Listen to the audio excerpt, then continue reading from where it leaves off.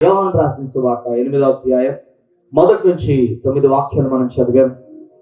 ఇక్కడ ఒక స్త్రీని మనం చూస్తున్నాం. ఇక్కడ ఆమె వ్యభిచారం చేసిన స్త్రీ అని రాయబడింది. ఇక్కడ ఈ వార్తలో చూస్తే ఇప్పుడు ఈమె వ్యభిచారం చేస్తూ పట్టబడిందంట. ఏమైందంట? పట్టబడిందంట. పట్టబడితే అందరూ వచ్చి అన్నారు, మోషే ధర్మశాస్త్ర ప్రకారం రాళ్ళతో కూడా చంపేయాలి అని, కావాలని యేసుక్రీస్తుని ఇబ్బంది పడ్డానికి ఆమెని యేసుక్రీస్తు ఉన్న స్థలంలో తీసుకెళ్ళి అసలు ఏం చెప్తాడు చూద్దాం, ఏ తీర్పు తీరుస్తాడు చూద్దాం. ఇంత జ్ఞానంగా మాట్లాడుతున్నాడు కదా ప్రతి చోట. మనం ఆయన జ్ఞానానికి సరిపోవట్లేదు కదా.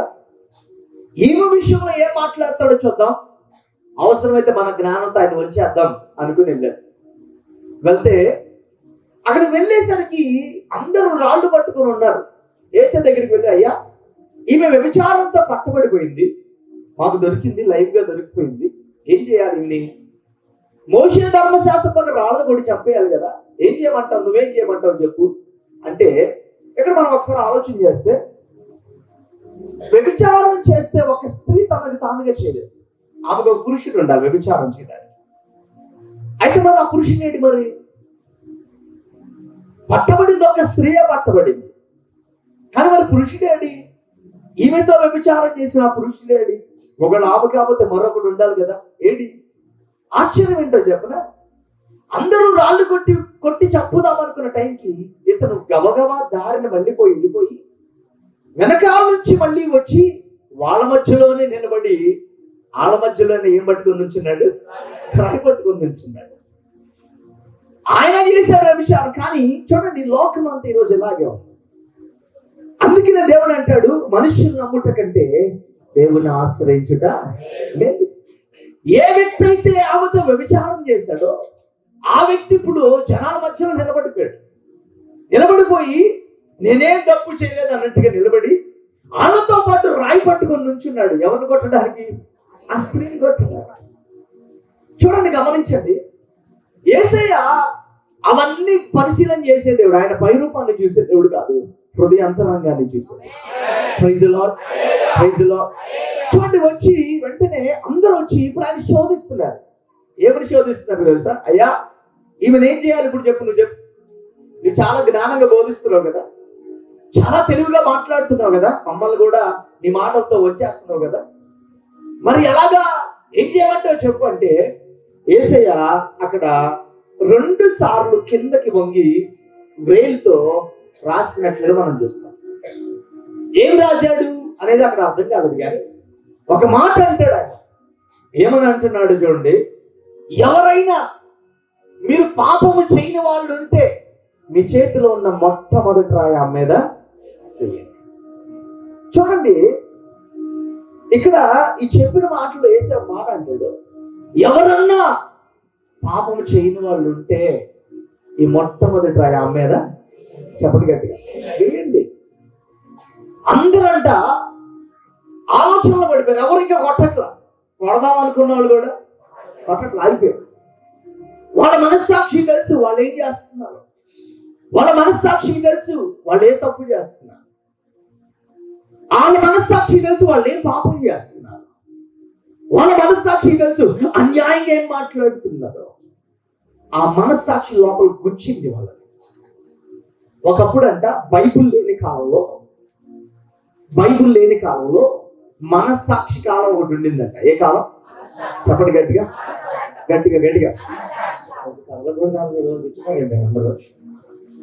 మనస్సాక్షి కాలం. ఆ మనస్సాక్షి వాళ్ళు తప్పు చేస్తే గుచ్చుతా ఉన్నప్పుడు వాళ్ళు భయపడేవాళ్ళు. కొంతమంది భయపడేవాళ్ళు కాదు. ఇప్పటికీ ఆ మనస్సాక్షి కాలం ఉంది. దానికంటే గొప్ప దేవుని వాక్యం మనకు అందింది. Praise the Lord. చేతులెత్తి స్తోత్రం చెప్తాం. ఇప్పుడు మనస్సాక్షి గుర్చింది ఏమని తెలుసా? ఇదిగో నువ్వు కూడా పాపం చేస్తున్న వ్యక్తివే, నువ్వు ఇంకొకరి గురించి ఎందుకు అన్యాయంగా మాట్లాడతావు? రాళ్ళు పెట్టుకోవడానికి ఎందుకు ప్రయత్నం చేస్తావు? బైబిల్లో 2 చెవులు గల వాళ్ళ గురించి రాశారు. ఎన్ని చెవులు? గట్టిగా. ఒకటి చెవులు గలవారు వినుగాక అన్నాడు దేవుడు. ఇంకోటి దురద చెవులు అన్నాడు. ఏంటి? ఏ చెవులు? ఈ చెవులకున్న దురద ఏంటంటే ఇలా అనుకునే దురద కాదు, ఏ మాట ఎప్పుడు వినబడిద్దా ఏ కుటుంబంలో ఏ తప్పు జరిగిందా, ఏ వ్యక్తి ఏ తప్పు చేస్తున్నాడా అనే మాటలు వినడానికి వాళ్ళ చెవులంట సిద్ధంగా ఉంటాయంట. మంచి వినడానికి కాదు, మంచి గురించి ఆలోచన చేయడానికి కాదు. ఒకవేళ ఒక కుటుంబానికి అన్యాయం జరిగింది, ఆ కుటుంబానికి ఏం మేలు చేద్దామని కాదు. చూడండి, ఆ చెవులు ఎప్పుడు చెడును వినడానికి సిద్ధంగా ఉంటాయి. అందుకే బైబిల్లో రాయబడింది దురద చెవులు గలవారు అంట. ఏంటంటే గట్టిగా గట్టిగా గట్టిగా చూడండి, ఇక్కడ ఇంకొకటి దేవుడు అంటాడు, చెవులు గలవారు వినుగాక. ఇది ఎవరికి తెలుసా? దేవుని వాక్యం, సత్యమైన వాక్యం, పరిశుద్ధమైన వాక్యం, అది విత్తబడుతున్నప్పుడు ఎవరు సిద్ధంగా వినడానికి ఇష్టపడతారో వాళ్ళ చెవులు ఉంటాయి. చూసారా? దేవుడు అంటాడు, చెవులు గలవారు వినుగాక. ప్రతి అవయవం మన శరీరంలో చెడుకి వాడచ్చు, మంచికి వాడచ్చు. మన ఇంట్లో కత్తి ఉందనుకోండి, రెండు విధాలు వాడచ్చు. ఒకటి పొడుచుకోవడానికి, హలో ఎవరన్నా ఆపుతారు పొడుచుకుంటారంటే, అదే కత్తితో కూరగాయలు కూడా గట్టిగా. మన ఇంట్లో గ్యాస్ ఉంది, వంటకి వాడచ్చు. గ్యాస్ వదిలేసి రూమ్ లో పెట్టి తగలబెట్టుకోవడానికి కూడా వాడచ్చు. అలాగే మన శరీరంలో ఉన్న ప్రతి అవయవం, చెవులు, కళ్ళు, ఈ కళ్ళతో తప్పు పాపం చూడొచ్చు, మంచిని కూడా చూడొచ్చు. చూడండి, ఇక్కడ దేవుడు యేసు అంటున్నారు, ఎవరైతే పాపము చేయలేదో వాళ్ళు మొట్టమొదటి రాయండి అంటే ఎవరు కూడా ఇంకేం మాట్లాడలేదు. వాళ్ళకి అర్థమైపోయింది, మనలో 100 ఉన్నాయి, ఆమె చేసింది ఒక విచారణే. మనలో 100 ఉన్నాయి. ఎన్ని ఉన్నాయి? గట్టిగా 100 ఉన్నాయి. చూడండి, యేసయ్య సంఘానికి ఏం నేర్పిస్తాడంటే, నువ్వెప్పుడు ఎదుటాల గురించి ఆలోచన చేయదు. ఒకవేళ ఆలోచించిన వాళ్ళ క్షేమం గురించి ఆలోచించు, వాళ్ళకి మంచి చేయాలని ఆలోచించు, వాళ్ళకి ఎలాగ ఇంకా ఒకవేళ తప్పైన మార్గం లేస్తే మంచి చేయడానికి ఆలోచించు. కానీ వాళ్ళలో ఉన్న తప్పులు వెతకడానికో, వాళ్ళు చేస్తున్న తప్పులు ఎతకడానికి, కుటుంబంలో ఉన్న తప్పులు ఎతకడానికో ఆ మనసు కలిగి ఉండదు. ఇప్పుడు చూడండి, ఏ వ్యక్తి అయితే వ్యభిచారం చేశాడో ఆ వ్యక్తి కూడా ఏం పట్టుకొని ఉంచున్నాడు? జనాల్లోకి వెళ్ళి రాళ్ళు పట్టుకొని ఉంచున్నాడు. ఇప్పుడు వేసాడు, ఇదిగో ఎవరైతే పాపం చేయలేదో వాళ్ళు మొట్టమొదటి రాయండి. ఈరోజు మన ప్రసంగ అంశం పగిలిన కొండని మళ్ళీ ఆయన చేయబోతున్నాడు. ప్రైజ్ లార్డ్, హల్లెలూయా, హల్లెలూయా. చూడండి, దేవుడు మనల్ని, ఆయన ఒకవేళ మన ఏదైనా విషయంలో మనకు పగిలిపోయి మనకి దేవుడికి విరోధంగా నడుస్తూ, ఒకవేళ కుటుంబ పరంగానో వ్యక్తిగత పరంగానో మనం ఒకవేళ ముక్కలైపోతే మనం వదిలేసే దేవుడు కాదు ఆయన, మళ్ళీ మన కట్టే దేవుడు ఆయన. Praise Lord. కుమ్మరి కొండ చేస్తున్నప్పుడు ఆ కొండ ఒకవేళ సరిగ్గా ఆయన అనుకున్న షేప్ లోకి రాకపోతే ఆ మట్టి తీసి పడేడు. ఆ మట్టి తీసి మళ్ళీ దాడి చేసి ముద్ద చేసి మళ్ళీ ఆ సార మీద తిప్పి తనకు నచ్చినట్టుగా తిప్పుతాడు. Praise lord. మొదటి కొండకి సొట్ట ఉండొచ్చు, మొదటి కొండ వంకర అవ్వచ్చు, మొదటి కొండ దేవుడికి విరోధంగా నడిచి ఉండొచ్చు. నేను ఒక మాట చెప్పనా, మళ్ళీ ఆ కొండని తీసి కడుతున్నప్పుడు దేవుడు మొదటి కొండ కంటే రెండవ కొండని ఉన్నతంగా దేవుడు చేస్తాడు. హల్లెలూయా, హల్లెలూయా. ఈరోజు వాక్యాన్ని మనం గమనిద్దామా? ఈ స్త్రీ జీవితంలో ఆమె మొదటి కొండలాగా తన శరీరాన్ని మలినం చేసుకొని, తన మనస్సును మలినం చేసుకొని, తన హృదయాన్ని చెడగొట్టుకొని ఒక వ్యభిచారిగా అయిపోయింది.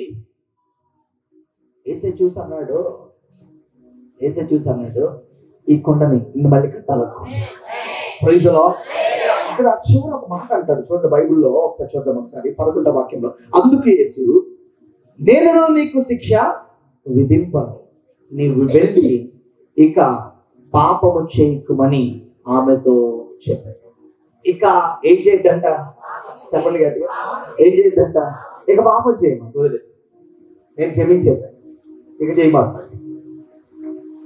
చూడండి, దేవుడు ఎప్పుడు కూడా ఒక ఛాన్స్ ఇచ్చే దేవుడే. నేను మాట చెప్పాను, మనిషి కూడా ఛాన్స్ ఇవ్వడు, కానీ దేవుడు ఇస్తాడు ఛాన్స్. హల్లెలూయా, హల్లెలూయా. ఇంకో మాట చెప్పిన, సైతానికంటే భయంకరులు అంట మనుషులు. సైతాన్ అన్న అవసరం వచ్చినప్పుడు శోధిస్తుందంట. మనుషులు మాత్రం ఎప్పుడు దొరుకుతారా ఈ కుటుంబం, ఎప్పుడు దొరుకుతారా ఈ వ్యక్తి, ఎప్పుడు దొరుకుతారా అని చూస్తూ ఉంటారంట. చూడండి, గమనించండి, యేసయ్య ఎప్పుడు మనల్ని చేయి విడిచిపెట్టి అదే ఇక నువ్వు పాపం చేయి మాకు, ఇంకేం చేయి మాకు, పాపం చేయి మాకు. ఎందుకు ఆయన మరొక అవకాశం ఇస్తున్నాడు? ఈరోజు దేవుడు మరొక అవకాశం ఇస్తున్నాడంటే దాని అర్థమైతే ఆయన కృప మళ్ళీ మన మీద పడిందని అర్థం. ఆయన ప్రేమ మళ్ళీ మన మీద తిరిగింది, ఆయన ప్రేమ మన వైపు ఇంకా ఉందని అర్థం. హల్లెలూయా. ఎప్పుడో మాట చెప్తుంటా, వాక్యం చెప్తున్నప్పుడు లోపల గుచ్చుకుంటుంది అనుకోండి వాక్యం, ఇంకా మనం బ్రతుకున్నాం, ఆత్మీయతలో బ్రతుకున్నాం. ఒకవేళ వాక్యం చెప్తున్నా ఏ చలనం లేదు, ఎంత బలమైన వాక్యం వచ్చి మనం తాగుతున్నా ఏ కదలిక లేదనుకోండి, మనం ఆత్మీయతలో చచ్చిపోయినా. మనం ఆ ఉనికిని మనం చూసుకోవాలి ఎప్పుడు కూడా. ఇంకా వాక్యం గుచ్చుకుంటుందా, దాని అర్థం తెలుసా? దేవుడు సరి చేస్తున్నాడు ఇంకా మనం. Praise Lord. మన కుమ్మరు ఇంకా మనల్ని కడుగుతున్నాడు ఆయన. Praise Lord. చూడండి, అందుకనే ఇక్కడ చెప్పబడిన మాట మనం చూస్తే అక్కడ రాయబడి 4వ వాక్యం ఇచ్చారు. బోధకుడా, ఈ స్త్రీ వ్యభిచారం చేయించుండగా పట్టబడి అట్టివారిని రాళ్ళను చెప్పవలని ధర్మశాస్త్రంలో మోషే మనకు ఆజ్ఞాపించాను కదా, ఆయనను నీవేమి చెప్పుచున్నావని ఆయన అడిగిరి. ఆయన మీద నేరము మోపవలనని ఆయన శోధించులాగడిగిరి. అయితే యేసు వంగి నేల మీద వ్రేలుతో ఏమో రాయిచుండని వారు ఆయనను పట్టు వదలక అడుగుచుండగా ఆయన తల ఎత్తి చూచి, మీలో పాపము లేని వాడు మొట్టమొదట ఆమె మీద రాయి వేయాలి. ఇక్కడ పట్టు వదలక యేసుని శోధిస్తున్నారంట. ఏం చేస్తారు? శోధిస్తున్నారంట, పట్టు వదలట్లేదంట. చూడండి, మనిషి యొక్క స్వభావం ఎప్పుడు అలాగే ఉంటుంది. ఎప్పుడు ఈ కుటుంబాన్ని పతనం చేయాలి, ఎప్పుడు ఈ వ్యక్తిని పతనం చేయాలి, ఎప్పుడు ఈ వ్యక్తిని మానసికంగా కృంగదీయాలి, ఎప్పుడు ఈ వ్యక్తిని అన్యాయంగా ఎప్పుడు అదే ఆలోచన. కానీ యేసయ్య ఆలోచన ఎలా ఉంటుందో తెలుసా? తప్పులు కాదు, ఆ వ్యక్తిని అలా సరి చేయాలని చూస్తాడు. Praise Lord. Praise Lord. ఈరోజు దేవుని పిల్లలైన మనం కూడా తప్పులు ఎత్తుకుతూ ఉంటే, ఎప్పుడు తప్పులు ఎత్తుకుతుంటే దేవుడు కూడా మాట్లాడలేదు, తీర్పు తీర్చకుడి, మీరు తీర్పులు ఏమవుతారు, నిలబడతారు. ఒక తప్పు మనం వెతుకుతూ ఆ తప్పు గురించి మనం మాట్లాడుతుంటే మనం ఆ మనిషికి తీర్పు తీర్చిన వాళ్ళం అవుతాం. తప్పును క్షమించే ఒకే ఒక్క అధికారం వల్ల కలిగిన వాడు యేసయ్య. Praise lord. పాపమును క్షమించగలిగిన ఒకే ఒక్క మనిషి, ఒకే ఒక్క దేవుడు, ఒకే ఒక్క నరరూపిగా వచ్చిన దేవుడు ఎవరంటే యేసయ్య. ఆయన తప్ప క్షమించారు. ఒక వ్యక్తిని యేసుక్రీస్తు దగ్గర తీసుకొచ్చి అన్నారు, అయ్యా ఈ వ్యక్తి అనారోగ్యంతో ఉన్నాడు, స్వస్థపరచమంటే యేసయ్య చేయబెట్టి నీ పాపము క్షమించబడును గాక. అదేంటి, నువ్వు స్వస్థపరచబడును గాక అనాలి కదా. ఏమన్నారు? నీ పాపములు గట్టిగా క్షమించబడును గాక అనగానే ఒక్కసారి ఎవరికి అర్థం కాదు, ఇదేంటి అనగానే ఆ వ్యక్తి స్వస్థపరచబడి, స్వస్థత కోసం వచ్చిన వ్యక్తిని నువ్వు స్వస్థత కలుగును కాక, యేసు నామమున స్వస్థత రావాల్సిన వ్యక్తి యేసేమన్నాడు తెలుసా? నీ పాపములు క్షమించబడును గాక. ఇక్కడ ఒకసారి మనం ఆలోచన చేస్తాం. కొన్నిసార్లు మన పాపములు మనం ఒప్పుకోవాల్సింది పోయి మరొకరి పాపములు చూస్తాం. మన పాపములు మన దేవుని దగ్గర ఒప్పుకోవాల్సింది, మన అతిక్రమములు మనం ఒప్పుకోవాల్సింది, మనం చేసే తప్పులు మనం ఒప్పుకోవాల్సిన వాళ్ళు మనం ఇంకొకరు తప్పు చూస్తూ ఉంటాం. ఈరోజు దేవుని మందిరానికి వచ్చే మనం గత నెలల్లో కూడా చూద్దాం, ఇది ఒక ఆత్మీయ వైద్యశాల. ఏంటిది? చెప్పండి. ఇక్కడ అందరూ ఎవరు వస్తారు? రోగులే వస్తారు. ఎవరికి వాళ్ళు స్వస్థత పొంది డిశ్చార్జ్ అయ్యి ఇంటికి వెళ్ళాలి. ఎవరికి వాళ్ళు స్వస్థతతో, పాపం నుండి స్వస్థత ఎక్కడ దొరికిందంటే మందిరంలో యేసయ్య ద్వారా మాత్రమే దొరికింది. Praise lord. ఏ స్థలానికి వెళ్ళినా, ఏ పుణ్యక్షేత్రాలు, ఏ పుణ్యస్థలానికి వెళ్ళినా దొరకనిది దేవుని మందిరంలో ఎప్పుడు దొరికిందో తెలుసా? ఎక్కడ దొరికిందో తెలుసా? యేసయ్యని క్షమించమని అడిగితే దొరుకుతుంది. Praise Lord. ఇప్పుడు చూడండి, మన తప్పులు మనం సరి చేసుకోవడానికి వస్తున్నాం మందిరానికి. మనం రోజు నీతిమంతులు అవ్వడానికి వస్తున్నాము. రోజు మన పాపములు ఒప్పుకోవడానికి వస్తున్నాము. రోజు వారం అంతా ఒకవేళ కళ్ళతో ఒకవేళ ఏదైనా చెడును చూసి ఉండొచ్చేమో, లేకపోతే మనసులో చెడుని ఆలోచించి ఉండొచ్చేమో, లేకపోతే హృదయంలో గర్వించి ఉండొచ్చేమో. అవన్నీ దేవుని దగ్గరికి వచ్చాయా, లోపల అన్ని చెడు ఆలోచనలు వస్తున్నాయి, బ్రతికిస్తున్నావు కదా, అయ్యా వాటన్నిటిని క్షమించు అని అనడానికి వస్తున్నాను. అంతేగాని ఇంకొక తప్పు మందిరంలో కూడా వెతకడానికి కాదు మనం వస్తుంది, ఇంకొక తప్పు చూడడానికి కాదు. యేసయ్యే క్షమిస్తే మనమెవరండి క్షమించబడాలి? యేసయ్యే క్షమించేస్తున్నాడు కదా. విశ్వాసి ఆ రక్తంతో కడగబడిన వాళ్ళం, ఆయన కృపతో బ్రతుకుతున్న వాళ్ళం, ఆయన కృపతో బ్రతుకుతున్న వాళ్ళం మనం, అంతే. చాలా మంది వాళ్ళ స్వయం మీద ఆధారపడి చాలా గర్విస్తూ ఉంటారు. నా ప్రార్థన చాలా గొప్పది, నా శక్తి చాలా గొప్పది. నేను చిన్నప్పటి నుంచి జీడిపప్పులు బాదం పప్పులు తిరిగినోడిని, యవనస్తులు అయ్యాక జిమ్ముకి వెళ్ళినోడిని. నా జ్ఞానం చాలా గొప్పది, నా చదువు చాలా గొప్పది. నేను మాట చెప్పనా, మన ప్రార్థన అంట ఇంత చిన్నదంట, ఆయన కృపముంట. మనం కార్చిన కన్నీరు మహా అయితే ఒక రోజుకి దీని నిండుగా కూడా కాల్చదు మన కన్నీరు. కానీ ఆయన కృప ఎంత గొప్పదో చెప్పండి. ఇక్కడ నేను మన ప్రార్థన తక్కువ చేయట్లేదు కానీ, ప్రార్థన తక్కువ అంచనా వేయట్లేదు కానీ, ఒకవేళ ప్రార్థనను బట్టి గర్వించే వారికి చెప్తున్నాను, నా ప్రార్థన చాలా గొప్పది, నా తెలివితేటలు చాలా గొప్పది, నా చదువులు చాలా గొప్పది, నాకున్న స్తోమత, నాకున్న అధికారం గొప్పది. నేను మాట చెప్పనా, ఈ కప్పులో ఎంత నీరు పడుతుందో, ఎంత టీ పడుతుందో, ఎంత కాఫీ పడుతుందో, మన జ్ఞానం, మన శక్తి బలం అంతా చిన్నది. దేవుని కృప ఎంత గొప్పదో చెప్పనా, ప్రపంచమంతా ఉన్న సముద్రం ఎంత గొప్పదో దానికన్నా గొప్పది, దానికన్నా గొప్పదాని కృప. ఈరోజు మన చదువులు కానీ, మన జ్ఞానము కానీ, మన తెలివితేటలు కానీ, మన ప్రార్థన కానీ, మన భక్తి కానీ, నేను మాట చెప్పనా, దానికంటే గొప్పదాని కృప. దాన్ని బట్టి కాదండి మనం ఉంటుంది ఇక్కడ భూమి మీద, ఆయన కృపను బట్టి బ్రతుకుతాం, ఆయన కృపను బట్టి బ్రతుకుతాం. నేను ఎప్పుడు బలిపీఠం ఎక్కిందా నాకు మాట చెప్పేసాయా, ఈరోజు బలిపీఠం ఎక్కానంటే కేవలం నీ కృపే, it's only by your grace, నీ కృపే. నేను ఒకసారి బాగా బైక్ అంటే నాకు చాలా పిచ్చి, బైక్ డ్రైవింగ్ చేయడం అంటే. ఇప్పుడు కూడా ఎక్కువ కారు తీయను, మీరు చూస్తూ ఉంటారు, కారు ఎక్కువ. బైక్ అంటే ఏంటో మరి చిన్నప్పటి నుంచి అనిపించి, ఒకసారి అనిపించింది కోయంబత్తూరు వెళ్ళిపోతాం విజయవాడ నుంచి అని చెప్పి బండి తీసుకొని వచ్చేసారు. కోయంబత్తూరు వచ్చేసా విజయవాడ నుంచి వచ్చేసేసి చాలా గొప్పగా ఫీల్ అవుతున్నా, అడ్వెంచర్ చేసినట్టుగా చాలా గొప్పగా ఫీల్ అవుతున్నా, చాలా గొప్ప. అసలు ఎవరు వచ్చారు ఇలాంటి బైక్ వేసుకొని ఇలాగా, అది స్ప్లెండర్ ప్లస్ చిన్న బండి. దేవుడు అన్నట్టు, నా కృపలంతా నువ్వు వస్తాను ఎంత దూరం, నేను కాపుదల ఇవ్వబోతు నువ్వు వస్తాను ఎంత దూరం. మధ్యలో ఎంత తుఫాను ఎదురొచ్చింది నీకు, మధ్యలో ఎన్ని ప్రమాదాలు చూసావు నువ్వు, ఎన్ని లారీలు తిరగబడిపోవడం చూసావు నువ్వు, ఎన్ని బస్సులు తిరగబడిపోవడం చూసి, కార్లు గుద్దుకొని చచ్చిపోయిన రక్తాన్ని చూసావు కదా. ఒక్క బండి మీద గుద్దితే నువ్వు పనిచేస్తావా? నాకు అనిపించింది నిజమే.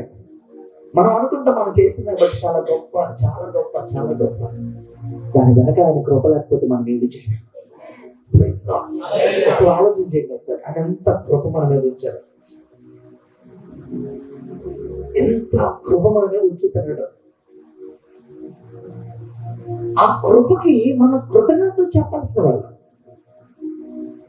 సోమవారం నుంచి శనివారం వరకు మనం పనిచేసి ప్రయాణాలు చేసి ఆదివారం వస్తున్నామంటే, మనం వచ్చి మందిరంలోకి రాగానే ఒక రోదన రావాలండి, లోపల ఒక దుఃఖం రావాలి. ఎంతగా కాపాడావయ్యా ఈ వారం, ఎంతగా నువ్వు నన్ను నిలబెట్టావు, ప్రమాదాలు జరగకుండా ఎంతగా క్షేమమిచ్చావు.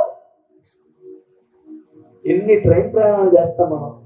ఈ సంవత్సరం 2 భయంకరమైన ట్రైన్ ప్రమాదాలు, ఎంతమంది చచ్చిపోయారు. అట్లు మనం లేకుండా కాపాడేది కదా. కోవిడ్లో ఎంతమంది చచ్చిపోయారు. మన మందిరంలో ఒక్కరు కూడా కనుమూలి. నిజంగా దేవుడు స్తుతిస్తాడండి, నిజంగా స్తుతిస్తాడు. ఆ కృపకి ఆదివారం మనం వచ్చినప్పుడు, అయ్యా ఇది నీ కృపే, ఓన్లీ బై యువర్ గ్రేస్. ఎంతమంది హృదయపూర్వకంగా చెప్పగలుగుతున్నారు ఆ మాట మందిరంలోకి వచ్చి? ఈరోజు వాక్యం వింటూ కూడా మీరు చెప్పగలగాలి లోపల, అయ్యా కేవలం నీ కృపే ఇలా ఉన్నానండి. ఈ వ్యభిచారం చేసిన స్త్రీ అంటుంది, అయ్యా నువ్వు నన్ను క్షమించావా? అసలు నువ్వు క్షమిస్తావని అనుకోలేదయ్యా. నేను ధనం కోసం వ్యభిచారం చేశా,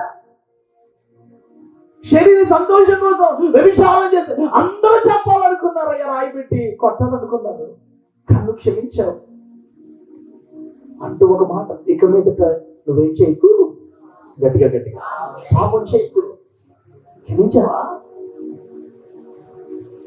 అసలు చూడండి, ఆ ఒక్క క్షమాపణ మన బతుకుని రోజు జీవగ్రంథంలో మన పేరులు రాసి పరలోక రాజ్యం వారసులుగా మనం చేసి మధ్యాకాశానికి వచ్చినప్పుడు ఆయన బోర ఊదినప్పుడు, ప్రధాన దూత బోర ఊదినప్పుడు ఎత్తబడడానికి కావాల్సిన సిద్ధపాటు ఇస్తున్నాడు చూడండి. ఈ మట్టి శరీరం మహిమ శరీరాలు అవడానికి సిద్ధపరుస్తున్నాడు చూడండి. దానికి కృతజ్ఞతలు చెప్పాలి. Praise the Lord, praise the Lord, praise the Lord. ఒకసారి ఆలోచిద్దాం, ఆ కృప ఎంత గొప్పదో కదా. కృపను ఆలోచిస్తాట కన్నీళ్ళు ఆగమంట. మనకి కృపను ఆలోచిస్తే, అది చూపించే కృపను ఆలోచిస్తే, మీ కింద ఒక 10 మంది పని చేస్తున్నారు. మీరు మాట చెప్పగానే 10 మంది లోబడుతున్నారు. మీరు మాట చెప్పగానే 10 మంది ఆలోచిస్తున్నారు మీ గురించి. అంటే అది కృప, అది కృప. నీ గొప్పతనం కాదు. నీ గొప్పతనం అనుకుంటే నువ్వు దేవుని మహిమ దొంగిలించిన వ్యక్తి అయిపోతావు. నేను ఇంకోటి కూడా చెప్తాను, మీ కింద ఒక 10 మంది దేవుడు ఇస్తే వారి క్రీస్తు ప్రేమతో పెంచుండాలి, క్రీస్తు ప్రేమతో క్షమించుండాలి. ఒక బానిసల్లాగా, లేకపోతే వాళ్ళు దిక్కులాగా నా కింద పని చేస్తున్నారని ఎప్పుడు అనుకోవద్దు. అదొక కృపతో మనకిచ్చాడు దేవుడు. Praise the Lord. ఏమిచ్చాడు? గట్టిగా కృపతో ఇచ్చాడండి దేవుడు. ఆమె అనుకుంటుంది లోపల, అయ్యా నువ్వు క్షమించావా నన్ను? అసలు నువ్వు క్షమించడానికి అర్హురాలు కాదయ్యా నేను. నా కుటుంబం ఎప్పుడో ముక్కలైపోవాల్సిందయ్యా, నీ కృప చూపించి మందిరంలో కూర్చోబెట్టావు. నా కుటుంబంలో ఎవరెవరు నశించిపోవాల్సిందయ్యా, నీ కృపతో రోజు ఇక్కడ కూర్చోబెట్టావు అందులో. ఆ కృపని ఆ స్త్రీ అనుభవిస్తున్నప్పుడు అందరూ రాళ్ళు పెట్టి కొట్టి చంపారనుకుంటే, ఆమె యేసయ్యలో మాటలో వచ్చిన ఆ కృపను అనుభవిస్తుంది. ఎవరు ఎన్ని మాట్లాడుకున్న మందిరంలో, ఎవరు ఎన్ని మాట్లాడుకున్న మన బంధువుల మధ్యలో, మన ఆఫీసుల్లో కానీ మన స్నేహితుల్లో ఎన్ని మాట్లాడుకున్నా మనం ఒక కృపను అనుభవిస్తున్నాం. అదండి, దాని వైపు చూడాలి మనం. ఎవరు అన్యాయంగా ఎన్ని మాట్లాడినా, రాళ్ళు పెట్టి కొట్టాలని చెప్పాలని మనం చూసినా, మన మీద ఒక దేవుడు, మనం నమ్ముకున్న మన దేవుడు ఒక కృపను చూపిస్తున్నాడు. చూసారా? ఆ కృప వైపే మన కళ్ళు ఉండాలి. ఆ కృప వైపే.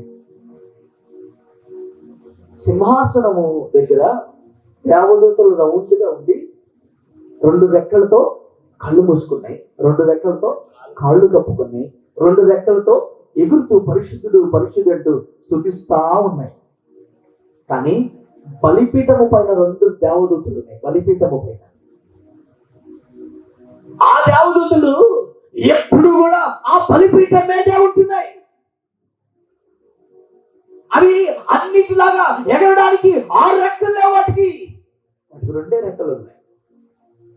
ఆ బలిపీఠం మీద అవి అలా ఉండి దేవుడు ఆ బలిపీఠంలోకి వచ్చినప్పుడు ఆ గొప్ప దేవుని సన్నిధిని అనుభవిస్తూ రెక్కలతో కాస్తున్నాయండి. మిగతా దేవదూతలు కొన్ని యుద్ధం చేయడానికి బయటకు వెళ్తున్నాయి, మిఖాయేలు సైన్యం. కొన్నేమో వర్తమానం ఇవ్వడానికి గాబ్రియేలు సమూహం వెళ్తుంది. కానీ ఈ 2 దేవదూతలను చూసారా? బలిపీఠము పైన ఉన్న దేవదూతలు. వీటి అనుకుంటున్నాయి, ఎంత గొప్ప భాగ్యం ఇచ్చాడు దేవుడు నాకు. ఆ బలిపీఠము పైనుండి ఆయన్ని చూసే కృప, మన రెక్కలతో ఇదిగో బలిపీఠాన్ని కప్పే కృప మనకి ఇచ్చాడు దేవుడు. ఈరోజు లోకంలో తిరుగుతున్న ఎంతో మంది ఉన్నారు. లోకంలో అన్యాయంగా పాడైపోతున్న వాళ్ళు ఎంతో మంది ఉన్నారు. కానీ ఆయన బలిపీఠం దగ్గరుండి కాచుకొని ఆయన కొరకు ఎదురు చూసే కృప ఇచ్చాడు. చూసారా? అది మన మీద ఉన్న కృప. ప్రైజ్ ది లార్డ్, హల్లెలూయా. అది మన మీద ఉన్న కృప. అందరు పిల్లలు బయట అక్కర లేకుండా దేవునికి విరోధంగా నడుస్తుంటే, ఇదిగో సమూయేలు మాత్రం ఆ బలిపీఠం దగ్గర ఉన్నాడు. బలిపీఠం దగ్గర ఉండి తల్లిని లేక, తల్లి దగ్గర లేక, తండ్రి దగ్గర లేక ఆ బలిపీఠం దగ్గర పడుకొని ఉన్నాడు. నేను మాట చెప్పనా? దేవుణ్ణి, మందిరాన్ని, లేకపోతే దేవుణ్ణి ఆనుకున్న వ్యక్తిని దేవుడు ఎప్పుడు ఉన్నతంగా హెచ్చిస్తాడు. Praise the Lord, praise the Lord. ఆ కృపని ఎప్పుడు కూడా మనం మిస్ అవ్వకూడదు. దేవుని మందిరాన్ని రుచి చూచిన వాళ్ళు ఎంత వదలలేదు. ఆ మందిరముల మహిమని రుచి చూసిన వాళ్ళు దేవుని మందిరాన్ని విడిచిపెట్టలేదు. అంత గొప్ప మేలు ఇక్కడ దాచిపెట్టారు. Praise the Lord, praise the Lord. అందుకే దావీదు అనే రాజు కూడా దేవుని మందిరంలోకి వచ్చి అంటాడు, వా, నీ మందిరంలో ఒక్క దినము గడుపుట 1000 దినాల కంటే శ్రేష్టంగా ఉంటాయి. ఒకరోజు అంటాడు, ప్రభా, నీ కోసం ఒక మందిరం కడతాను. ఎంత లోపల ఆ ప్రేమను అనుభవిస్తే ఆ మాట అంటాడు. ఆ మందిరంలో ఉన్న ఆ మేలులు ఎంత అనుభవిస్తే ఆ మాట అంటాడు. అయ్యా, అందరిలాగా కాదు, ఈ మందిరం ఎప్పుడు నా ఇంటి కంటే, నా రాజ్యం కంటే, నా రాజకోట కంటే గొప్పగా ఉండాలి. సాయిబాబా కాలనీలో ఆరాధన చేసినప్పుడు కరెంట్ ఉండేది కదా. ఒక చిన్న జనరేటర్ ఉంటే మన వాళ్ళు వస్తా టేబుల్ ఫ్యాన్ ఇచ్చేవాళ్ళు. ఆ షెల్ఫ్లకి అది కట్టేసేసి, కిటికీలు కట్టేసేసి ఆ జనరేటర్ ఆన్ చేసుకొని, లైట్లు ఆన్ చేసుకొని ఆరాధన చేసినప్పుడు ఒక ఆమె వచ్చింది చర్చికి. వెనకాల ఒక కట్టం మాత్రం ఉండేది, బాగా మురికిగా ఎక్కువ ఉండేది, చాలా దూరం ఉండేది చర్చి. ఆ రోజు అడిగే, ప్రభా, నాకు ఇల్లు కూడా, నేను ఇల్లు కూడా అడగను, మందిరం అడుగుతున్నాను. ఈ భయ్య ఘనతగా ఉండాలి, ఘనంగా ఉండాలి. Praise the Lord, praise the Lord, praise the Lord. ఘనంగా ఉండాలయ్యా ఇల్లు. నీ ఇల్లు ఎప్పుడు గొప్పగా ఉండాలయ్యా. నిజంగా ఆ రోజు కాచిన కన్నీటికి దేవుడు ఈ ఘనమయ్య నేను ఇల్లు ఇచ్చాను. Praise the Lord, praise the Lord. దేవుని మందిరములో ఉన్న సంతోషం, పరిశుద్ధత, ఒక నీతి, ఒక మార్పు ఉంటుంది చూసారా, ఎక్కడ దొరుకుతుంది. మందిరంలో కూడా కొన్ని మేలులు ఉంటాయి. ఆ మేలులంట ఇష్టంగా దేవుని దగ్గరికి వచ్చిన వారికి దేవుడు ఇచ్చి పంపిస్తాడు. ప్రైజ్ ది లార్డ్, హల్లెలూయా. చూడండి, గమనించండి, ఈ స్త్రీ ఆ కృపను చూస్తుంది. అయ్యా, నువ్వు అన్నం చూసావా? ఎవరన్నా పాపం చేయకుండా ఉంటే రాయేమని అందరూ వెళ్ళిపోయారయ్యా. ఏసే అడుగుతున్నాడు, ఏంటమ్మా ఎవరు లేరా? లేరయ్యా, అందరూ వెళ్ళిపోయారయ్యా. రాయి పట్టుకున్న అందరూ వెళ్ళిపోరయ్యా. సరే, ఇక నువ్వేం చేయ, మాకు పాపం చేయ. ఒక మాట అడుగుతున్న సంఘాన్ని, మన పాపములు చూసి క్షమించిన వాడు దేవుడు తప్ప ఇంకెవరున్నారా? దేవుడు తప్ప ఇంకెవరు లేరు. ఆయన మీద ఎంత ప్రేమ కలగాలి మనకి, ఆయన మీద ఎంత ఇష్టం కలగాలి మనకి. అందరూ నన్ను అన్యాయంగా మాట్లాడినాడు, అందరూ దూషించినాడు, కానీ నువ్వు ఒక్కడిని క్షమించావయ్యా. Praise the lord. ఒక రాజకీయ నాయకుడు విజయవాడలో నిలబడి మాట్లాడుతూ ఒక క్రిస్టియన్ మీటింగ్ లో, క్రిస్మస్ మీటింగ్ లో మాట్లాడతానంటాడు, యేసయ్య క్షమించినంత క్షమాపణ ఏ దేవుడు క్షమించలేదు, ఏ దేవుడు అనబడిన వాళ్ళు క్షమించలేదు. హల్లెలూయా. అదంతగా క్షమిస్తుంటే ఆ క్షమాపణలో మనకేం కనబడుతుంది? అది కృప కనబడుతుంది. ఆ క్షమాపణలో మనకేం కనబడుతుంది? ఆయన కృప కనబడుతుంది. మనం వేట్లో ఎదుగుతుంది సార్ కృప. నా ఉద్యోగంలో ఆయన కృప ఉంది, ఉంది, కరెక్టే. నాకు దేవుడు ఒక కూతురు ఇచ్చాడు, ఒక కొడుకుని ఇచ్చాడు. ఆ కొడుకుని కూతురు చూసినప్పుడు ఆ కూతురులో కృపలో కృపెత్తుతుంటారు, రైటే, తప్పలేదు. కానీ దానికంటే గొప్ప కృప మనమందరూ అన్యాయంగా మాట్లాడినప్పుడు, దూషించినప్పుడు మనం క్షమించి, మన పాపములు క్షమించి, జీవ గ్రంథములో మన పేర్లు రాసి పరలోకం కోసం సిద్ధపాటు చేస్తున్నట్టు సరా, దాంట్లో వెతకాలి కృపనే. హల్లెలూయా, హల్లెలూయా. దాంట్లో వెతకాలి కృపనే. ఇల్లు అన్ని జల్లుకు ఉంటది, మనకు ఉంటది ఇల్లు గట్టిగా గట్టిగా, అది కృప వల్లే, దేవుని కృప వల్లే. బిడ్డలు అన్ని జల్లుకుంటారు మనకి, అది దేవుని కృపే. కానీ రక్షణ ఉంది చూసారా, క్షమించాడు చూసారా మనల్ని, మన పాపములు క్షమించాడు చూసారా, అది అందరికి ఇవ్వరా. ఆయన దగ్గరికి వచ్చి మోకాళ్ళు అయ్యా నన్ను క్షమించవా అని అడిగిన మనకే ఇచ్చాడండి. ప్రైజ్ ది లార్డ్, హల్లెలూయా. జీవ గ్రంథంలో పేరు రాసింది మన పేర్లే, అన్ని జల్లి పేర్లు రాయలా. అది అక్కడ ఎతకాలండి కృపని. దేవుడు బంగారం బాగా ఇచ్చాడు ఈ సంవత్సరం, అన్ని జల్లికి ఇస్తున్నాడు, మనకి ఇస్తున్నాడు దేవుడు. దాంట్లో కాదు కృతజ్ఞత కాదు. అది ఒకరోజు అవన్నీ కూడా క్షయమైనవి ఒకరోజు తుప్పుబట్టి పాడైపోతాయి, కానీ అక్షయమైనవి మన కోసం సిద్ధపాటు చేస్తాం చూసారా, దాంట్లో ఉందండి అసలైన కృప. Praise the Lord, praise the Lord. చూడండి, ఆ క్షమాపణలో ఎవరు క్షమించలేని ఆ క్షమాపణ ఉంది చూసారా, దాంట్లో ఉంది కృప. అక్కడ అసలు వాస్తవం మనం చదివితే బైబిల్లో ఒకసారి చూద్దాం. ఎవరెవరంటే అక్కడికి వచ్చింది మాట్లాడింది చూద్దాం. 3వ వాక్యం చూద్దాం. శాస్త్రులను పరిసయ్యులను ఎవరెవరంటే శాస్త్రులు పరిసయ్యులు అంటే మంచి వాక్యంలో ప్రాధాన్యత లేదా ప్రావీణ్యత కలిగిన వాళ్ళు, వాక్యంలో ప్రావీణ్యత కలిగిన వాళ్ళు. యేసే అంటాడు, అయ్యా మీరు అసలు వాక్యం సరిగ్గా చదువుతున్నారా? అసలు ఎంత కృపని మీ మీద చూపించాను, ఆ కృపను మానేసేసి ఆ కృపని పక్కన పెట్టేసేసి ఓ శాస్త్రులు పరిచయం, మీరు ఇంకొకరు తప్పులు చూస్తారు, ఆ స్త్రీ తప్పులు చూస్తారే, విచారం చేస్తే చూస్తారే, మిమ్మల్ని ఒకప్పుడు ఇలా క్షమించలేదా? ఈరోజు ఒక 10 సంవత్సరాలు అయిపోయిందండి మన బాప్తీసం పొంది, 15 సంవత్సరాలు అయిపోయింది. ఒకవేళ ఇప్పుడు కొత్తగా ఉన్న దేవుళ్ళకి వచ్చిన వాళ్ళు ఏదైనా తప్పు కనపడితే మన శాస్త్రుల పరిశీలన కాదు ఆలోచించాల్సిందే. శాస్త్రుల పరిశీలన కాదు. నేను ఈరోజు చక్కగా భక్తులు స్ట్రాంగ్ అయిపోయాను, వాక్యంలో బలపడిపోయాను, బాగా ప్రార్థన చేయగలుగుతున్నాను, మైక్ పట్టుకొని పాడగలుగుతున్నాను ఈరోజు అని ఆలోచన చేసి మన శాస్త్రుల పరిశీలన అయిపోకూడదు. ఒకప్పుడు నన్ను క్షమించిన దేవుడు ఇప్పుడు వారిని క్షమించాడు, ఇప్పుడు నేను వారిని ఏం చేయాలి? ఇక చూడండి, గమనించండి. ఇక్కడ యేసే కింద మాటకు వస్తే, బోధకుడ ఈ స్త్రీ వ్యభిచారం చేయించుండగా ఏమైందంట? పట్టబడింది. మేము పట్టుకున్నాం అన్నారా, పట్టబడింది అన్నారా? గట్టిగా పట్టబడింది అంటే ఎవరో చెప్పారు, వాళ్ళు కూడా చూడాల. మేము పట్టుకున్నాం అంటే అర్థం ఏంటి? మేము చూసాం, మేము పట్టుకున్నాం. పట్టబడింది ఎవరో చెప్పారు, చయ్యా శాస్త్రులు పరిచయం, మీరే ఒక న్యాయం తెచ్చారు, మీరే ఒక తీర్పు తెచ్చారు, మీరు చాలా జ్ఞానం కలిగిన వాడు, ధర్మశాస్త్రంలో చాలా తెలివిగలవాడు మీరు. చూడండి, మనిషి చేసే ఒక పెద్ద తప్పేంటి తెలుసా? వాడు కళ్ళతో చూడడంతో కూడా వీళ్ళు మాట్లాడుతూ ఉంటారు. హలో, అమెరికా చూద్దాం, ఎవరో చెప్తారు అలాంటి వ్యక్తిలాగా చూడం, మన కళ్ళతో చూడం, కానీ మనం వెంటనే మాట్లాడేస్తాం దాని గురించి. ఆ వ్యక్తి పలానా వ్యక్తి ఇలా అలా అంట అనే దాని వెనకాల పెద్ద గుంట ఉంటుంది. అలా ఇలా నేను మన సంఘానికి ఒకటి నేర్చుకోవాల్సింది తెలుసా? ఎవరన్నా మీకు ఏదన్నా వచ్చి చెప్తే, ఏదైనా ఎవరి గురించి, మీ భర్త గురించి అని, మీ భార్య గురించి, ఎవరి గురించి అని చెప్తే ఒకటే చెప్పండి, నేను కళ్ళతో చూడకుండా నమ్మ.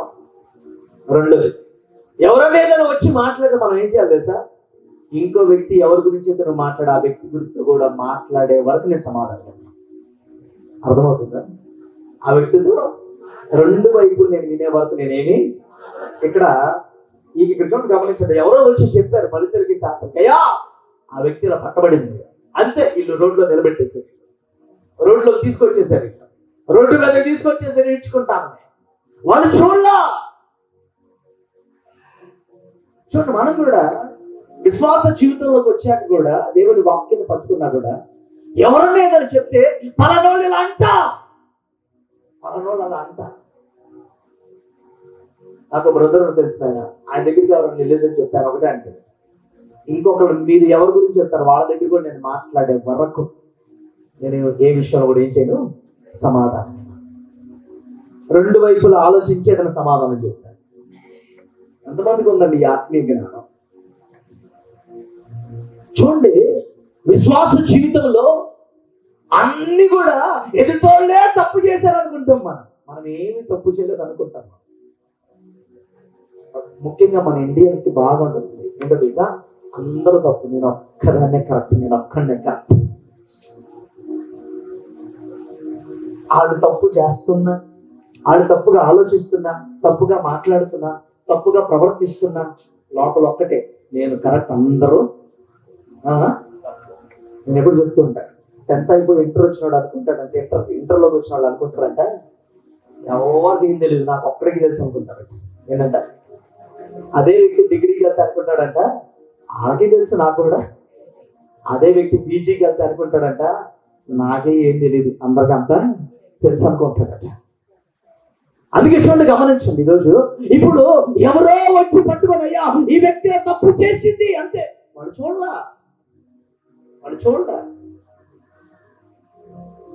చూడలేదండి.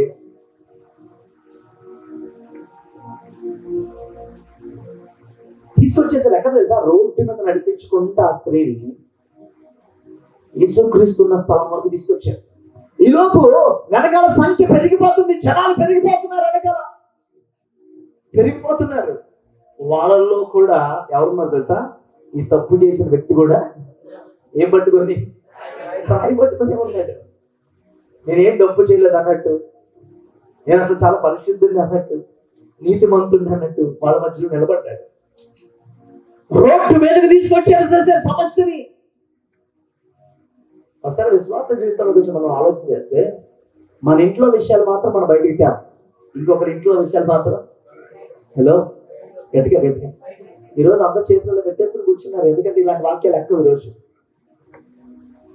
అంతేనా? ఆమె లేదు, హల్లెలూయా లేదు. ఈరోజు సంఘాలు ఇలాంటి వాక్యాలు బోధించకే సంఘం భ్రష్టు పట్టిపోతుంది మన ఆత్మీయ జీవితం. ఇప్పుడు మన ఫీలింగ్ ప్రసంగాలు కూడా ఎలా అయిపోయింది ఈరోజు, నిన్ను ఎదుటోడు అవమానపరిచాడు, దేవుడు నిన్ను దీవించబోతున్నాడు, నువ్వు ఎదుటోళ్ళతో దుఃఖపడ్డావు, దేవుడు నిన్ను దీవించబోతున్నాడు. అంతేకాని మనం చేసే తప్పులు మాత్రం ఎత్తి చెప్పే వాక్యం రావట్లేదు ఈరోజు. మనల్ని సరి చేసే వాక్యం రావట్లేదు ఈరోజు.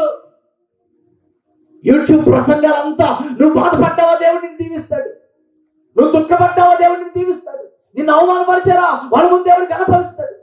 మరి నువ్వు అవమానపరచుంటావు విశ్వాసిగా ఉండి, నువ్వు నిందించుంటావు విశ్వాసిగా ఉండి ఇంకొక వ్యక్తిని, మరి నీ సంగతి ఏంటి? మరి చూడండి, గమనించండి, రోడ్డు మీద ఆమెను తీసుకొచ్చేస్తున్నాడు. ఎక్కడికి తీసుకొస్తాడు తెలుసా? యేసుక్రీస్తు ప్రభు దూరంగా ఒక స్థలములో, మందిరములో ఆయన బోధిస్తున్న స్థలము దగ్గర తీసుకొస్తుంటే వెనకాల జనాలందరూ ఏమైందంట, ఏమోలా ఆమె వ్యభిచారం చేత పట్టబడింది. అందరూ ఇదే మాట, రోడ్డు అంతా ఆమె వ్యభిచారం చేత పట్టబడింది. ఈ మాట పెరిగి జనాలు అయితే ఓమో ఎక్కడికి వెళ్తారు, మరి యేసుక్రీస్తు దగ్గరికి వెళ్తున్నారు. ఆయన చాలా మాటకారు, ఆయన చాలా తెలివిగలవాడు, చాలా జ్ఞానవంతుడు. ఆయన ఏం చెప్తాడో విందామని మన శాస్త్రులు మన పరిస్థితి తీసుకెళ్తున్నారు. అనగానే వీళ్ళు సరే మేము కూడా వస్తాం చూద్దాం, అసలు ఏ తీర్పు తీరుస్తాడు ఆయన. వచ్చారని అందరూ వచ్చేసారు, గుంపు కూడిపోయారు. యేసయ్య ఏం చెప్తాడు సమాధానం ఎదురు చూస్తున్నారు. యేసయ్య ఏం తీర్పిస్తాడని సమాధానం కోసం ఎదురు చూస్తున్నప్పుడు ఆయన ఒకటే మాట్లాడాడు, ఎవరైనా పాపము చేయని వారంటే ఈ మొట్టమొదటి రాయి తీసి ఆ మీద వేయండి. నేను మాట చెప్పిన యేసే 10 మాటలు మాట్లాడు, ఒకే ఒక మాట్లాడతాడు. ఒకటి నువ్వు మారు అన్న అంటాడు, లేకపోతే నీ పాపము క్షమించబడ్డాయని అంటాడు. Praise the Lord. నేను క్షమించానని అంటాడు. ఇక్కడ అందరూ గొప్ప గుడి చేశారు, ఎదురు చూస్తారు ఏం చెప్తాడు యేసయ్య. ఎప్పుడైతే ఆ మాట అన్నాడు యేసయ్య, వాళ్ళ చేతుల్లో పైకి లేచి రెడీగా ఉన్న చేతులు ఏమైపోయినాయంట చెప్పండి, కిందకి దిగిపోయినాయంట.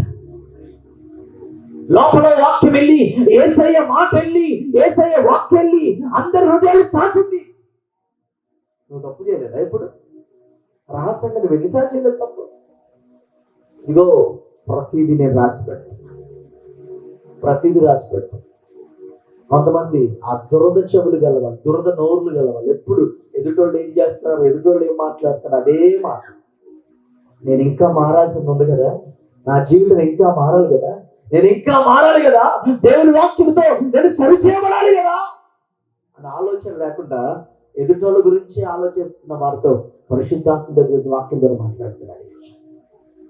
ఫస్ట్ నువ్వు సరవు ముందు వాక్యంతో నిన్ను సరి చేసుకో, వాక్యంతో నువ్వు ఉదక స్నానం చేయి, వాక్యంతో నువ్వు కడగబడు, ఆ రక్తంతో నువ్వు కడగబడు, ఆ చేత నువ్వు క్షమాపణ పొందుకో.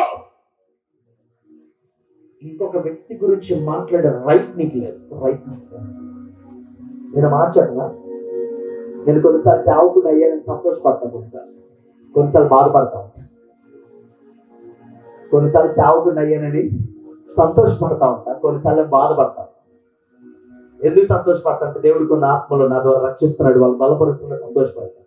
కొన్నిసార్లు నువ్వు వెళ్ళి గద్దించు అంటాడు దేవుడు, నువ్వు వెళ్ళి వాళ్ళతో వాక్యం చెప్పి సరి చేయి అంటాడు. అది ఎదుటి ఈ 2023లో అసలు నచ్చదు ఎవరికి. వాక్యంతో సరి చేస్తే చెప్పండి నచ్చదు కొంతమందికి. నాకేంటో నేను తెలుసులే, మన చర్చలో కొంచెం తక్కువ అలాంటి వాళ్ళు, అందులో బట్టి నేను స్తుతిస్తున్నాను దేవుడు. ఎందుకంటే ఫస్ట్ నుంచి వాక్య బలంతో పెరిగిన వాళ్ళు కాబట్టి చాలా తక్కువ. కొన్ని అర్థం చేసుకోవాలంటే కొంతమంది ఇప్పుడు అర్థం చేసుకునే వాళ్ళు లేరు. చూడండి, ఎప్పుడు దేవుడు తన వాక్యముతో మనల్ని ఫస్ట్ మనం సరిచేస్తాడు. ఎప్పుడో గుర్తుపెట్టు, మనం సరిచేయమనకుండా ఎదుటోళ్ళ గురించి అన్యాయంగా మాట్లాడుతూ, తప్పులు మాట్లాడుతూ, నిందలేస్తూ, ఒక దైవజనుడు అంటాడు, అన్యాయమైన నింద మన మీద పడతంట 100 ఆశీర్వాదాలు వస్తాయంట మనకి. ఎన్ని వస్తాయంటే 100 ఆశీర్వాదాలు వస్తాయి. మరొక దైవజనుడు రాస్తున్నాడు పుస్తకంలో, ఎవరైనా నీ మీద రాయి వేస్తే ఆ రాయి అంట తిరిగి ఇస్తకూడదంట. ఆ రాయి తిరిగి అవన్నీ పోగు చేసుకుని ఇల్లు కట్టేసుకోవాలంట. Praise Lord. మన ఆశీర్వాదాలు ఎక్కడ ఉంటుంది తెలుసా? నిందల్లో, అవమానాల్లో, అక్రమంగా అన్యాయమైన మాటలు మన మీద పడతాయి చూసారా, అక్కడే ఆశీర్వాదం. కొబ్బరి చెట్టుకి వేసే ఎరువు, పేడ, కోడిగుడ్డు పెంకులు, చెత్త చెదారం వేస్తారు, కానీ కొబ్బరి బొండలో మంచి నీరు బయటకు వస్తాయి. మనకేసే ఎరువులు, నిందలు, అవమానాలు ఇవన్నీ మనకు పడితే నేను మాట చెప్పనా, మనం ఒక రోజు పరలోక రాజ్యంలో మంచి వానిగా మనకు కనబడతాం. Praise lord. హల్లెలూయా. ఇప్పుడు చూడండి, యేసే ఒకటే అంటున్నాడు, ఎవరన్నా పాపము చేయని వాళ్ళు మీలో ఉంటే ఏమైంది, రాయేయండి. ఎవరు మాట్లాడట్లా, మౌనం అయిపోయారు. వాళ్ళ మనస్సాక్షి వాళ్ళని గుచ్చేస్తున్నాయి. లోపల మనస్సాక్షి గుచ్చుకుంటుంది, లోపల బాధ పెరిగిపోతుంది. అయ్యో, అనవసరంగా దారిలో వచ్చి ఈ దారిలో నుంచున్నామే, ఈ లైన్లోకి వచ్చి నుంచున్నామే. కొన్ని ఊర్లో ఒకటి తీర్పులు జరుగుతాయి. ఆ తీర్పు జరిగినప్పుడు ఆ ఊరి పెద్దలు వాళ్ళంటే సరిపోతుంది, మిగతా వాళ్ళంటే అందరూ ఎందుకంటే మామూలుగా ఆలోచన చేస్తాం, చప్పట్లు కొట్టడానికి. మీ ఊరిలో ఒకవేళ తీర్పు జరిగితే దయచేసి అలాంటి అట్లా మేము నిలబడమా. తీర్పు తీర్చేవాళ్ళు ఉన్నారు, తప్పు చేసిన వాళ్ళు 4 వరకు సరిపోదు కదా. వెనకాల ఈ చప్పట్లు కొట్టే బ్యాచ్ ఎందుకు? ఇంకా లోపల ఒక ఆరాటం అన్నమాట. వీళ్ళకి ఏం జరగబోతుంది, ఏది తీర్పు ఇవ్వబోతున్నాడు మన ఊరి పెద్ద. చూడండి, ఎదుటోళ్ళకి అదే కనుక ఆ శిక్ష మనకే పడుతుంటే మనం ఎలా ఉంటాం? అందరు ఇక్కడే ఉన్నారు, అయ్యో అవమానం అయిపోతుంది. మరి మిగతా ఆ ఫీలింగ్ ఉండదా? చూడండి ఒకసారి ఆలోచన. ఎప్పుడు ఎదుటోళ్ళు ఆలేలాగా వీళ్ళలాగా. చూడండి, ఎవరన్నా తప్పు చేయమంటే రాయండి. ఎవ్వరు ఒక్క వ్యక్తి కూడా అక్కడ లేడండి. 100 మంది సంఖ్య వెళ్ళారు నడుచుకుంటా వెనకాల. రోడ్డు మీద ఎందుకు పనికి రాకుండా కూర్చున్నవాడు కూడా వాళ్ళతో పాటు వెళ్ళాడు, రాయి కట్టుకుని వెళ్ళాడు కొట్టడానికి. ఇంటికి పని చేయనోడు, ఇంట్లో పని చేయనివాడు, కుటుంబానికి పనికి రానుడు, కష్టాలు ఇంట్లో తెచ్చేవాడు, ఇంట్లో కన్నీరు తెచ్చేవాడు, రోడ్డు మీద చులాయిగా తిరిగేవాడు, వాడు కూడా రాయి కట్టుకుని వెళ్ళాడు. ఒకే ఒక్క మాట వేసేవాడు, మీలో పాపము లేనివాడు రాయి. నేను మాట చెప్పిన ఆ మాట అనగానే సగం బ్యాచ్ వెళ్ళిపోయింది బయటికి. అక్కడి నుంచి సైలెంట్గా జారుకొని వెళ్ళిపోయింది. పరిశీలన శాస్త్రులు కొంచెం మరి వాళ్ళు తెచ్చారుగా, ఏదో చేయాలి. సరే మళ్ళీ వేసే రెండోసారి అంటాడు. రెండోది కింద ఏం చేశాడు, రెండోసారి మళ్ళీ ఏదో రాశాడంటే అక్కడ. ఎవరైనా పాపం చేయడం ఉంటే మీకు రెండో ఛాన్స్ ఇస్తున్నా, మీకు రెండో అవకాశం ఇస్తున్నా, వెయిట్ రాయండి.